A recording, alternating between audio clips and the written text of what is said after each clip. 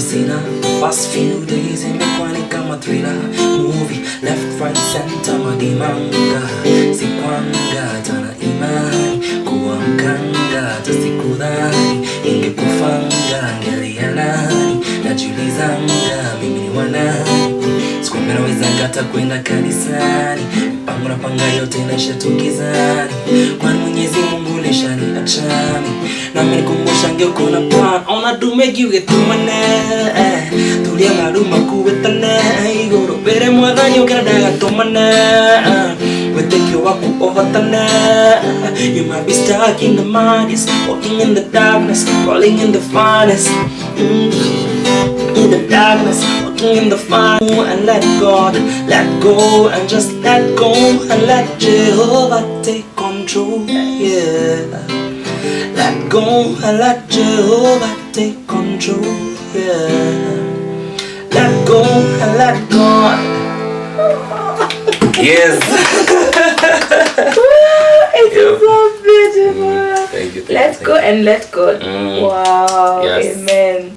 Hi guys. Karibuni sana to the Beloved Show. We are so grateful, we are so delighted that you guys get to join us once again as we get to share and hear an amazing story from a very, very nice young man. So the Lord bless you. Thank you so much for your continued support. We are so grateful. Asante sana, the likes, the sharing you guys do and subscribing.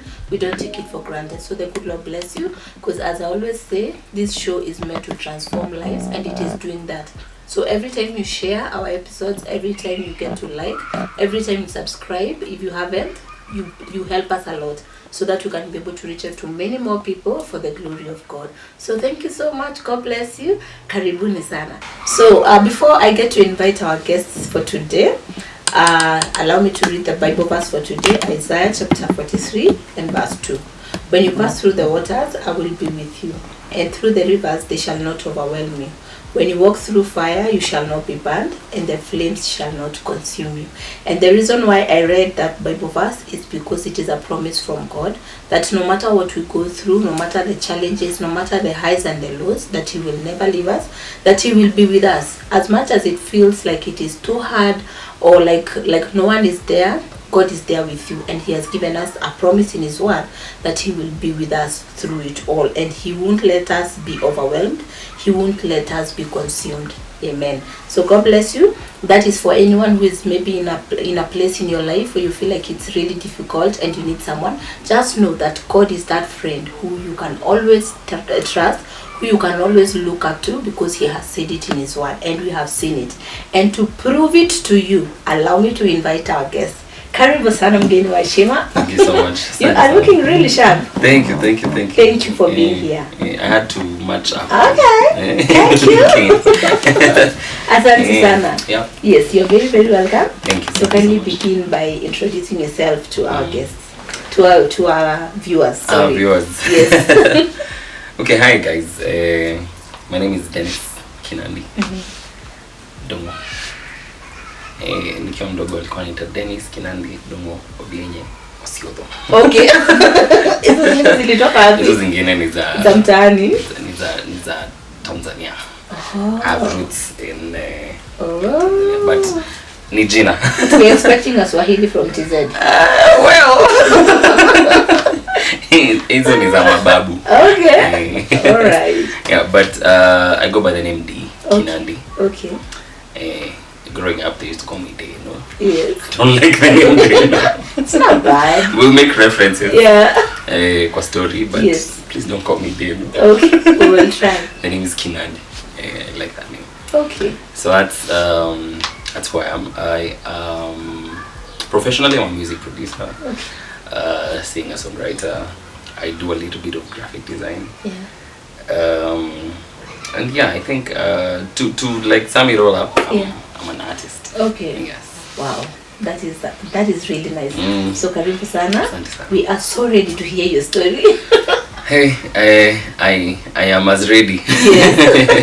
to tell the story. Wow. So tell us about your family, where you come from, where you were born, raised, how many you are in your family, and then you can begin from there. Okay. Dick Nandi was born and raised in a small town called Gashui. Is it a town? Gashui. Well, village to be exact. Town the exaggeration. Okay. Small village called Gashui in Dagoretti. Okay. Yeah, and a story that my dad told me, like when I was grown enough to like kujijua and everything. Yeah. Is that I was born still. Oh. So in layman's language, nilizaliwa kama sijazaliwa, kama nilizaliwa without life. Oh. Yeah. Okay. And the crazy thing is, my parents refused to leave the hospital. Okay. Daktari ashasema. Was it were you a preterm baby or you were born and you were not there? Yeah. No, it's not preterm, like fully grown baby, but I don't know how to explain it. Like umezaliwa lakini roho you were not crying. There was no heartbeat. Nothing. And that was at Kenyatta. Okay. Kenyatta National Hospital. Okay. So as my dad told me, they refused to leave. Okay. This is a bouncing baby boy. Yeah.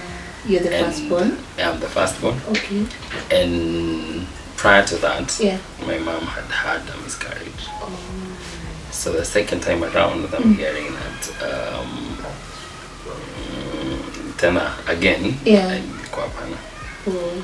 So my dad told me he called like his friends, pastors. My dad was a reverend, so I basically like the several preachers and Okay. And they prayed. Mm-hmm. And they prayed. And they prayed. And I'd say here I am because I mean that was quite something. And the whole reason, like the whole story that my dad told me for us to get to that place where I'm born still is that where my dad comes from, they are, first of all, they're staunch Catholics. Okay.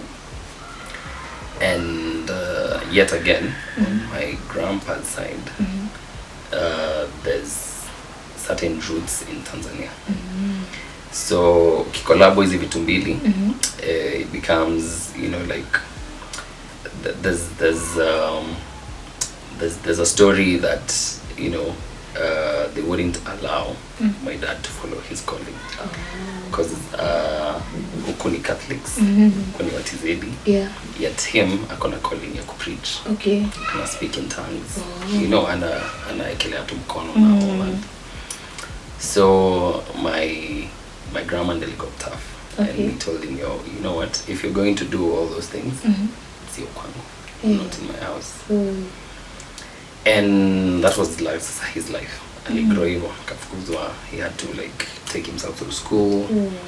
At some point my dad alikuwa analipa school fees ya high school na kufanyia, I think the principal ama the deputy principal, kufanyia kazi kwa farm yake, kukata nyasi, kufeed ng'ombe, nini.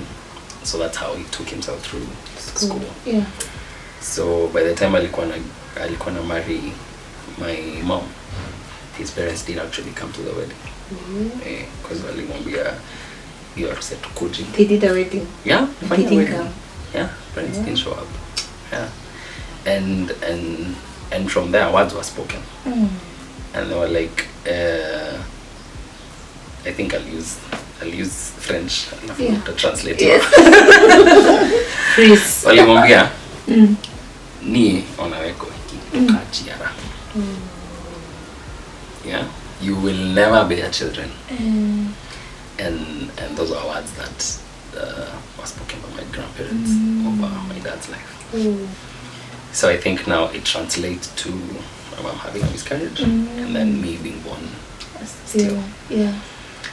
But Mungu ni nani? Yeah. Wow. After like prayers, like my dad akinipea story, ukiona yani they were praying fervently hadi watu wasi wanashangaa what this. Yeah. And it's a public hospital. Yeah. And all that. So yeah, kwa hivyo.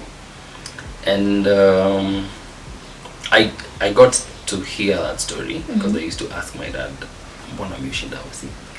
I was a very sickly child. Really? Very sickly child. Like one problem after the other. I had 1,000,001 allergies. Kikula nyama inakuharibikia. Kikula sijui nini inakuharibikia. Hadi vitu za watoto like sijui zinaitwa nini. There's things that It's sijui Cerelac, sijui Weetabix nini. I had when I was like really young, I had a certain condition that would only be cured by milk. Like nitembea ni heme. Ni hadi na hema kifua inafura. Like my chest it turns red and then it swells. And then you gonna shortness of breath. Like I have to do it. I have to take milk. If I don't, no. So like all these things, this is what led to my dad telling me that story. To explain like this is why I'm see. This is why, you know. And funny thing, to turn hospitali. Scans, sijui MRIs, sijui nini, but the doctor don't find anything. There's no sickness whatsoever. So utapata tu painkiller. In the home. So you guys, even your dad, he felt like it was those words that were spoken. Yes. But sasa he stood against them 100%. Yeah, alikuwa very. He always told me, corona ile. So if I'm called to serve, there's no way I'm losing you. You're also called to serve. Wow. And at that time I was like really young. My dad alikuwa anachora. So kitambo kulikuwa na posters kama hizi za crusade. Yeah. And then there's like a small photo ya mwenye na ubiri. Sijui guest minister, sijui artist flani. Yes, they're still there, the one like now. Yes, nakwanga. Yes. So my dad was a very good fine artist. Like he would draw it? Yeah. Okay. So anaichora kwa kitabu. And then sasa anajichora yeye na mimi. So yeye ndio presiding minister na mimi ndio guest artist hapo. And I remember I used to keep hizo vitu a lot. So I think kugrow hivyo, that's what led to like me hearing that story and like demanding mbona siko kama watu wengine. So yeah, that's my bad story. That's how Diki Nandi was born. Yeah. So was it difficult for you to play or run or do? I never got to experience any of that. First of all, nitaguzwa kidogo. Nimeanguka. You used to faint? More like how do I put? Like just convulsions. And they weren't fun.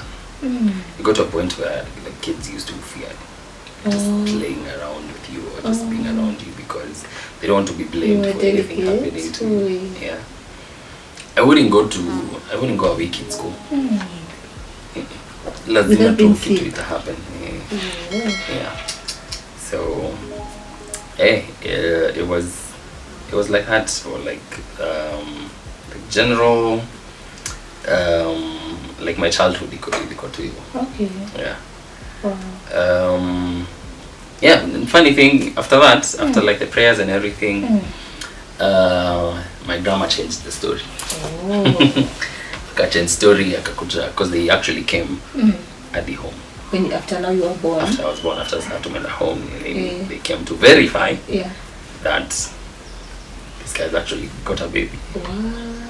And akachange story akasema unajua nini mimi hata sikusema mtazaa mimi nilisema hamtanizaa mimi. So the story changed to not having children to not having a baby girl.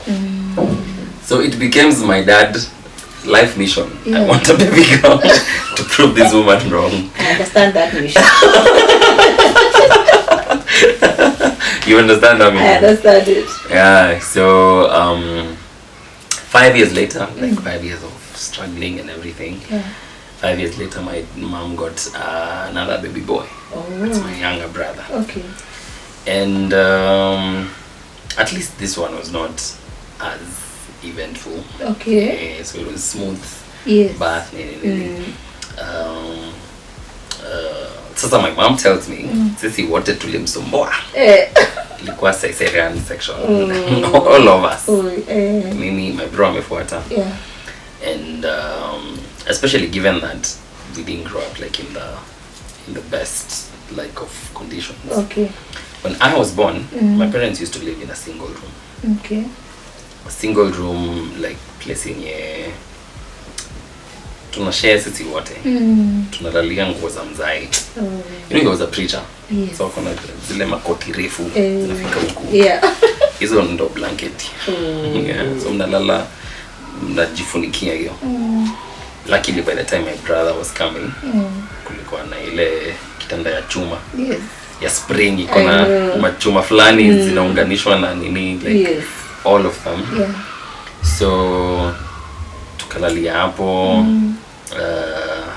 3 years, and then after that sasa my sister came. Okay. By the time my sister was coming, at least tume upgrade kidogo. Tumetoka single room. Okay. Tumeenda double room. Oh. Still in Gashui. Okay. Yes. Hizo areas too. So by the after my sister came, baba yangu alikuwa anashikika. My sister was given all sorts of names. Single D, single daughter. Okay. Sijui mama yangu hadi anatungia songs. Again, my grandma comes back. Okay. Mekuja tena kuverify kuna baby girl mahali. So hapo ndo sasa aka make peace na the fact that ni sawa basi mnaweza ishi. Yeah. So I think beef hapo. Yeah. But generally your time yote there was no communication whatsoever. It was like I don't remember going to my shag's place like when you were young. early days. Yeah, but after my sister was born, ikakuwa doors open. Ikakuwa sasa ni easy. Yeah, like we started like relating and going to see my dad's folks. Yeah. Yeah, and after my sister was born, we moved to another double room that has an extension. So ni kama ni nyumba za mabati zimefuatana hivi. Alafu sasa ya mwisho kabisa haikuwa na space ya kukua double room, ikakuwa single. Okay. So ni double room tulipata imeshikana na hii single. Niko na mlango ya ndani. Tukakuwa room karu. Sasa hiyo ikakuwa master bedroom. So master bedroom iko na mlango ya ndani na iko na mlango ya nje. And then vile hizo jumba zilikuwa zinajengwa kuna two stairs kama tatu nje. Yes. Ndio ufike sasa kwa nini. Tulikuwa tumemoka hiyo time. Still in Gashui but sasa. The richest in the hood. Okay. Yeah, so at least from there like became I'd say bearable. Yeah. Yeah. So I started school. Yeah. And then my younger bro is around, my baby sister. So each time yote, my mom is the one taking care of the family. Okay. And akona salary. Okay. My dad was a preacher. Yeah. So my mom's salary ndio ilikuwa ina take care of bills. School fees, food, rent, all those. What did your mom used to do? My mom was a teacher of English. Okay. At school in Gashui. Okay. Ilikuwa inaitwa Day Love. Day Love project. Okay. Yeah, it was a special school for kids, like reformed kids from the streets and Kaizo. So apart from, of course, history, maths, and languages, hizo courses zingine zilikuwa tailoring, dressmaking, woodwork. Okay. Yeah, because these are grown-up kids. Yes. When you see what toy, it's just that you're trying to like rehabilitate them and give them like a course. Okay. Yeah, so it was interesting to see my mom do that. Yeah. Because she was so passionate about that job. Of course, before apate uko, alikuwa ame struggle before like getting a job. Yeah. And work on a story yao, how they came to Gashui. Yes. But it was beautiful seeing like how hard my mom would work. because ilikuwa inafika mahali this salary ya shule haitoshi. I've seen my mom do all sorts of jobs. Wow. Kuna time my mom alikuwa anauza nyama. Bama. Yeah? Yes. So anaamka 3 asubuhi. Aende kichinjio. Abaye ng'ombe. Chinjwe. Acha imekatakatwa ameuza nyama. By 8 ako class. What? Yeah. Afunze lunch hour akuje kufeed my baby sister. Yeah, kunyonyesha, kumake sure mtu yeye amepewa food nini. And then mimi nitoke shule like let's say 3:30. Yeah. So nikifika home, my mom had a soko. Okay. And my mom's sister, my aunt sasa alikuwa na duka ilikuwa inaitwa Ebenezer shop. The good thing is that mama alikuwa ameokoka. Hata wakistruggle, walikuwa wameokoka. Yeah. So the soko was outside my aunt's shop. Okay. So mimi nikitoka shule ni change. Nende nifungue soko. Hiyo kibanda sasa. Hiyo kibanda. Hiyo kibanda nifungue. Manyanya, skuma nini. Na it was so like we tried making it so unique. Si kukatia watu skuma. So it was kidogo like tuliamua we want to be special. Tulikuwa nadi tunachongea watu viazi. Kidogo viazi tunachongea. Tulikuwa tuna like mse angepita asubuhi ache my aunt order ile leo nataka skuma viazi carrot na whatever. Yes. So you prepare everything. That time kulikuwa na hizo paper bags nylon. Yes. So nakata kitunguu naweka kando. Nakata nyanya naweka kando. Naweka viazi hivyo and then unaziweka kwa sufuria yenye iko na maji baridi. So in those 2 nylon bags. Yeah. And then so my mama akitoka kufunza apitie home kwanza make sure mtu yako sorted. Alafu akuje sasa kwa soko. Mimi niende home kupika. Umefanya homework already? Hakuna bado. So niende home niwashe jiko. Nifue uniform. Uniform ilikuwa moja. Lazima ufue. So unafua unanika nje. And then mkimaliza kupika na nini ile makaa imebaki uniform unaleta ndani ndio isinyeshewe. Unaanika juu ya jiko. Like okay. And then ile maji like like after the last meal.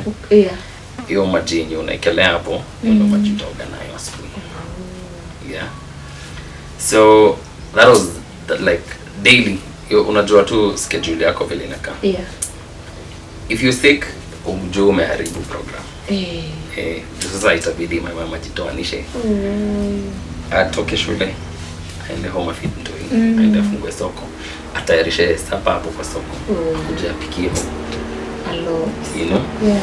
So I used to see that nasikia pains. So your dad used to go to church daily? So what used to happen is my dad used to do missions a lot. So nasikia wameenda sijui there was a place called Kio. Kina Gofu. You know like far-flung places, yeah. So hiyo time mimi nilikuwa kuona my dad ilikuwa very rare. Juu either atafika kama nimelala, mimi nikitoka natoka asubuhi ama anatoka kasha aenda. Okay. Because again even with all this story mingi happening, my mom was very insistent on schoolwork. Lazima uamke mapema uende shule. Lazima usome. Even after kufua uniform, kupika na nini. By 9 unakuwa umelala. Na sasa hiyo uko na homework, uashire kandole yako peke yako. Fanya homework. But you have to help out. Help around the house. Okay. Uwezi achilia mama afanye everything. Yeah.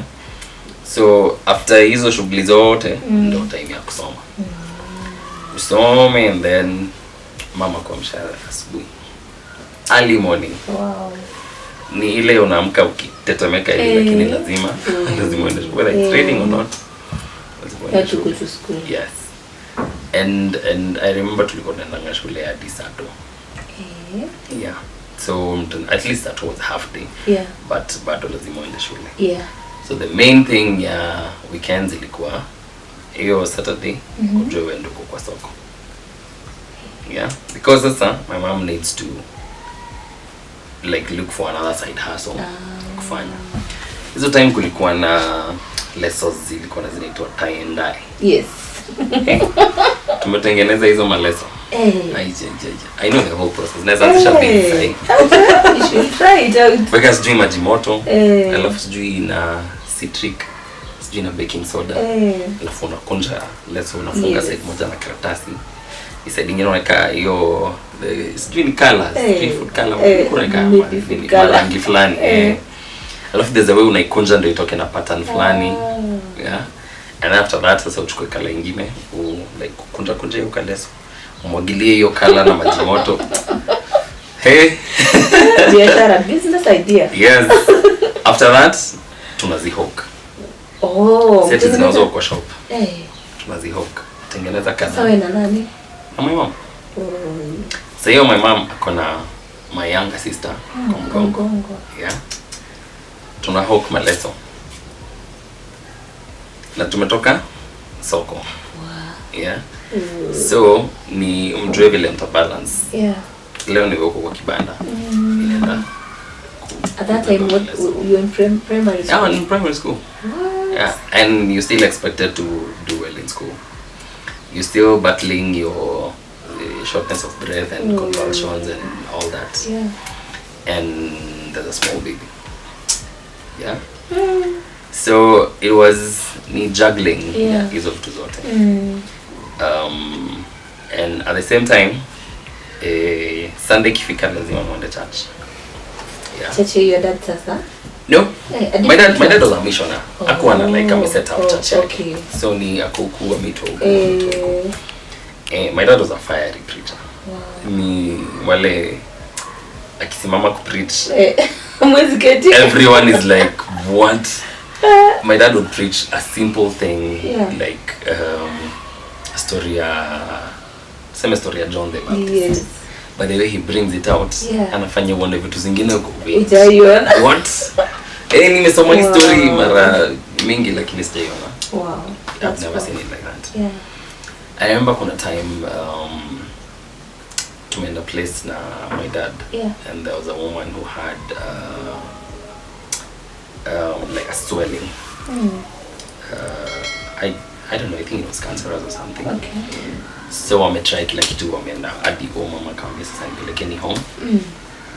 If I'm going to pass kwetu niko nyumbani. So they call my dad. Wamefanya mission sana, wametembea like all that. Yeah. And then my dad prays for the woman, and then he uses a phrase that I found very absurd. I've done my part. So let God embarrass himself outside. As in if he doesn't heal you, okay. And then the woman goes outside. Because as it tembea amebebwa na the daughter. The daughter comes back in screaming. Hiyo nini ilisha. This swelling is gone. Wow. I was supposed to be like, wow, but I was like, mbona mimi hizi nipea hivyo? Because you also struggling. Because I'm struggling. Mimi kuna issues zangu za health. And it's not like we never used to pray. We used to pray a lot. We used to pray. But sasa, like nilikuwa na hiyo anger. Like, why is God doing this for others and not for me? Mbona mimi shida zangu haziisha? Why do I have to be the one like in and out of hospital and all that? Ilifika mahali, well, still in primary school. Mnaenda church. You're doing prayers and all that, but ilifika mahali I was like, you know what? If this God exists, I will believe him when he comes and talks to me. Okay. Otherwise, his story is nonsense. Sitaki mtu asinitajie stories za God. Na niko primary school. I think I was in class 4, 5 when I decided sitaki stories za God.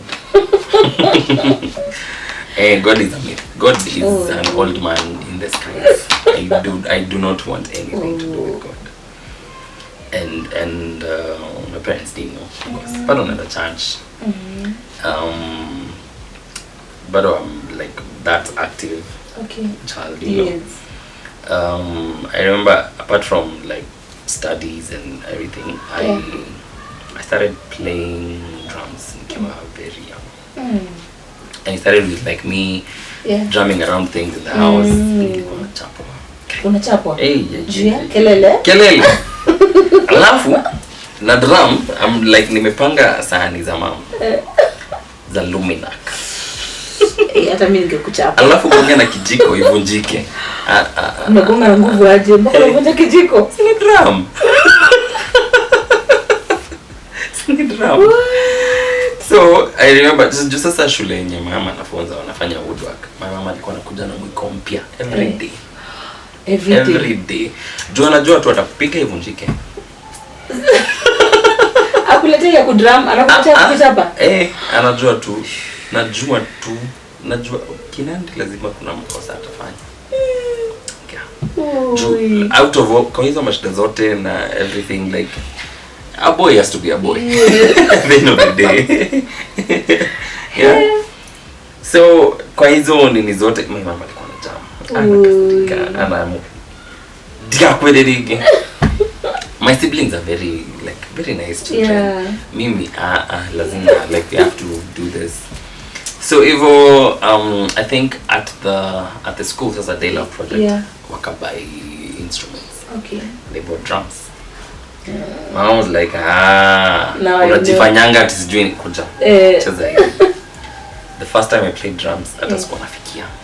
Nicheza drums kama nimesimama. At class 5 boy is how old, like 10? 11. 11? Yeah. About 10. Yeah. I think I was 10. Because me literally high school nikiwa 16. I think I was 10. So nime hiyo kiti siwezi kalia hiyo kiti ya drum. So nimeletewa like mawe kanyage ndio niweze kufikia hii kick. Alafu the drums have to be like lowered ndio niweze kuhit.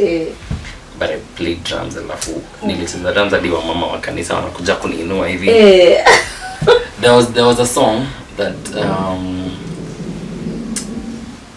but there was a certain Kikuyu song that I used to play and they used to love it your time, and it was I don't know how it happened. That's how you realize by the see kitu ya kujiekelea. So mama akasema ni sawa lakini sikusamehe sana zangu. Utarudisha mbaya hizo sahani tujalipishana bado. Tujalipishana. If she calls right now she will still ask for money. Yeah. Okay. But that was how I got into music. Kanza kulearn the drums, then I learned how to play keys, piano, keyboard. Church. But sasa naona imefika mahali denounce God and Christianity and everything. But I'm a young boy. True. What am I even? What am I don't even know much. So denounce Christianity in a story of God, but I still go to church. Kucheza keyboard ni fun.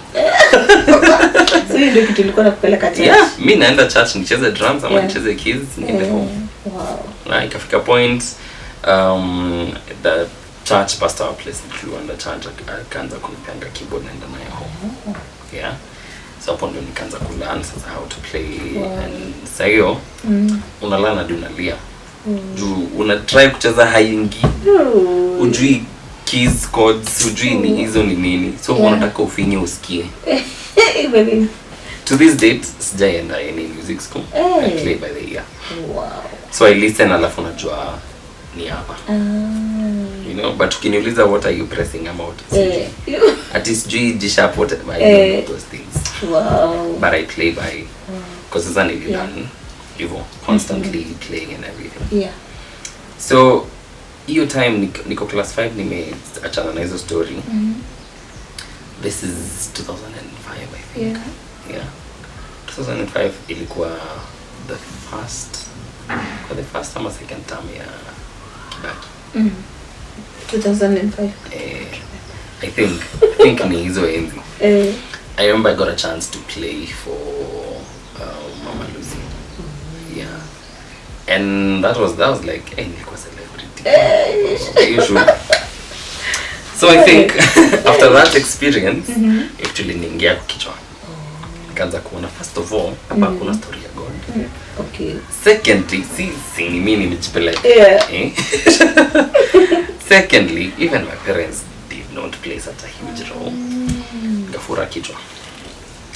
So I was a sponsored kid, like ile school fees nalipiwa, nabaiwa uniform, you know, nabaiwa kiatu, hivyo. So I think because of all this kufura kichwa and like, you know, believing God has rises and everything, my sponsor at that time dropped me. Like, yo, it's been real, but I can't keep paying your fees anymore. Still in class 5? Class 5. Where were you going to school that point? Excel Bamboo Preparatory School. It was a private school. It's a mouthful. Yes. It was a private. Tulikuwa na school bus. That's how nice the school was. From Gajui. So, na sasa una juggle hizo ma stories zote za kibanda na maleso na everything. Wow. So natoka Gajui. If it's a good day, tutakuwa 15 bob. Okay. 5 bob ni fare kwenda, 5 bob ni fare school bus. Kuna school bus, lakini sponsor alipi school bus, analipa school fees. Okay. School bus ni mzazi akitaka. So unapewa 5 bob ya kwenda, 5 bob ya kurudi, 5 bob ya kula mandazi. So lakini kuna lunch? Kuna lunch shule. It's a private school. Hadi kuna chai shani na kuna chai saa 10. Hapo sijui koko ama kitu kama hiyo. Yeah, it was a nice school. Okay. Zile siku hakuna pesa kwa nyumba, inabidi amka extra early and walk to school. Walk back. And it was far. Imbali. It was far. It was far. Between from Gashui to place was called Nduwaru. In so umetoka Dago, ingia Kawangware. So you have to trek all the way. Unatoka shule unakuja tena same process. Either ufanye shughuli za home ama uende fungue kibanda. Yeah. So after sponsor drops me, salary ya my mom na hizo hustles zote hazizi afford kulipa fee private school. Wow. Is that helping in providing at this point?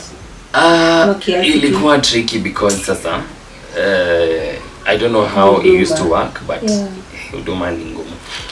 Especially when sasa you're starting out like that. Na hizo ni those days. Yes. Ilikuwa ngumu. Yeah, because ni missions first of all. So most of the work you're doing is not really paid. Evangelism. It's not really paid. You're winning souls. So you're waiting on God. True. The good thing is I think my mom understood. So she stood by him all that time. Wow. So atafanya everything, all she needs to do. To make sure tuko shule. Okay. Na we're fed. There's a roof over our head. Of course not all days were rosy. Kuna time tutatembea kuuza maleso tujauza hata moja. Kuna time tumefungua kibanda, sukuma zimeanza kutani yellow, watu wanunui. Viazi zinaharibikia kwa gunia, watu wanunui. You know?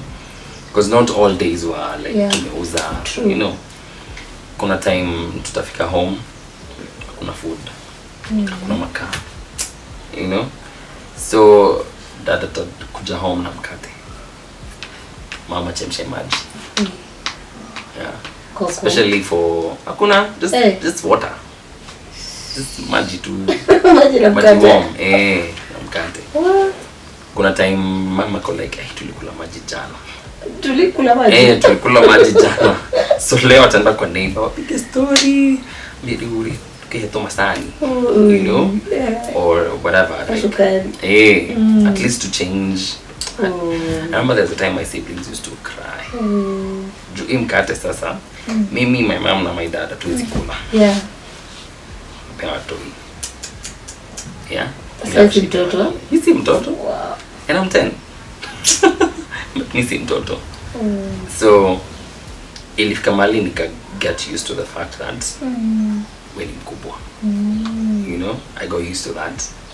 Watu hiyo kibaiwa street ni we ni mkubwa. If like you can't even ask for anything. But is it that they kept on telling you we ni mkubwa? Nilizoea. Nilizoea cause hadi unafika mahali you don't even count yourself as a child anymore. Yeah, cause my other like age mates kuko wanacheza wanazurura wanafanya nini, you know, like they're outside playing until 7. Mimi hiyo time lazima nijue tumeuza how much kwa kibanda. Nini imebaki, nini hakuna ya kununuliwa kesho. Does mom need to like arauke asubuhi aende soko kwanza. My mom used to wake up kama haendi Pama kuuza nyama, anaenda Gikomba kununua stock. No, hizo masukuma na maviazi na manini. Kulikuwa na soko ingine sijui ilikuwa inaitwa aje. Marigiti. Thank you. Yes. Alikuwa na rauka huko. Anakuja na sack imejaa hizo masukuma na potatoes na whatever. Kuna time tuli kuuza fruits. It went bad. It was terrible. Lost for days. Jaribika zote. I think zilikuwa machungwa ama maembe. Jaribika zote. Yeah, it was not like, it was not the right. It was not a priority. The right market. Because watu wenye tunauzia hizi vitu ni watu anataka food ya daily. Anataka sukuma, anataka viazi, anataka githeri, anataka beans, you know. Not machungwa ni luxury. Fruits. I know. Hizo ni luxury. Yeah, so tried that ikakata.